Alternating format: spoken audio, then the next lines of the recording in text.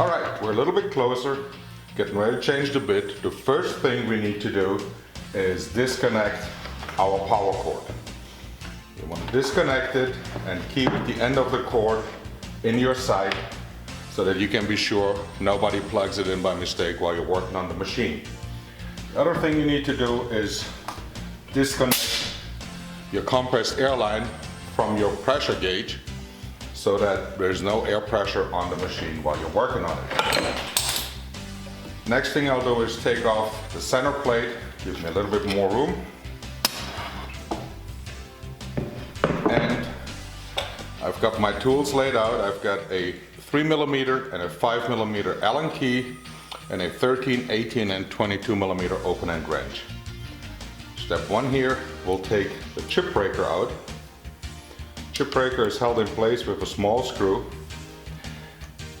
And the reason for the chip breaker is it eliminates tear out on the back of the material as the router bit cuts into the material or into the molding. Right now we have a W2 bit installed. If you're changing to the same bit or to a larger one, to a W3 or W4, you could reuse this chip breaker and simply, if you go to a bigger bit, cut a larger slot. If the chip breaker is worn, if you see any kind of tear out on it, or if you're changing to a smaller bit, you need to replace the chip breaker to avoid the tear out.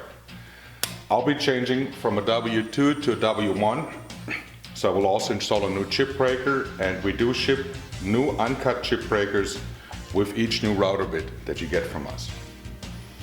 So I have the chip breaker removed. I'm going to turn the machine around and show you the next steps.